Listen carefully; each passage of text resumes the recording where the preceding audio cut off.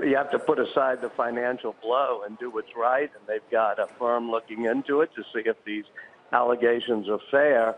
But, the real larger issue is this is the Murdochs, especially the two sons of Murdoch now putting their stamp on Fox. It'll be interesting to see how they make this decision. Seems to me the decision is pretty clear because you see Joe Flynn, the great media writer for the Wall Street Journal, writing about it today. And, of course, the Journal is owned by Murdoch. And so I think that's a pretty definitive story. But you have to remember how much Bill O'Reilly, I remember it when I was at CNN, transformed what cable television is all about. So you have to give him some credit for that. No doubt. He's an incredibly effective broadcaster. And by the way, and speaking to investors, I should note, they are doing the math because there will be a financial impact given how important he is to the overall network. Walter, there is another gentleman, though, named Rupert Murdoch, who's still pretty involved in the day-to-day there. It's your sense that he's come around at this point to agree with potentially the viewpoint of his sons that O'Reilly has to go? Well, that's what it looks like when you read the Wall Street Journal piece today. Secondly, Rupert Murdoch is a very clear-eyed businessman, and he knows what he has to do, whether it's in trying to get Sky B in England, certain controversies he doesn't need. So there's a lot that's a part of this. And also, I don't think, as far as I've known, that Rupert Murdoch is personally close to Bill O'Reilly. He has been personally close to a lot of people he's worked with, Mr. Murdoch has. But I've never seen them be sort of personally close. So I think it's going to be a clear-eyed decision on what's best for the company. And it is pretty surprising. I never would have guessed that after this election, Roger Ailes and Rupert Murdoch would be out, assuming, that Roger Ailes and Bill O'Reilly. Out, assuming it does happen to Mr. O'Reilly. Yeah, it's kind of odd, Walter. This is all happening against the backdrop of some of Fox News Channel's best ratings ever.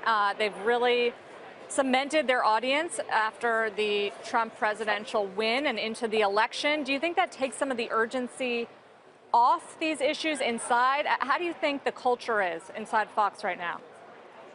Well, I think Fox should be, the culture, the morale should be good in some ways.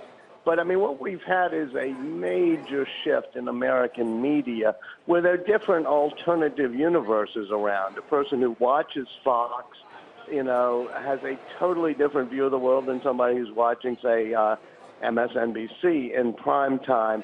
And when Bill O'Reilly, I at least respect him for this, he always was more open to alternative viewpoints and more willing to surprise. Every now and then he would surprise you with a certain opinion that wasn't part of the, ideological line. You don't see that with the other Fox hosts quite as much. They follow a formula, and the formula is pretty simple, especially when it comes to supporting Trump and blaming everything on, Susan Rice or something. I just think that we're going to, that Bill O'Reilly had a really good way of doing what he did, but it did help change the media landscape in America to make it so much more polarized and poisoned. Hey, Walter, it's Carl. There's an old saying in TV that anchors are fungible, as much as a lot of us on TV would prefer that not to be the case.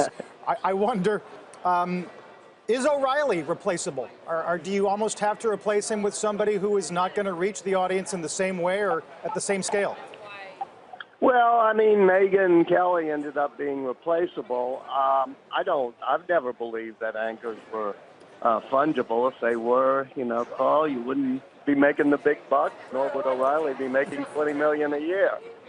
So I don't think it's fungible, but it's actually probably an opportunity for Fox, especially if Lachlan is taking it over along with James, to redefine what Fox is doing and go to a younger demographic and a new audience.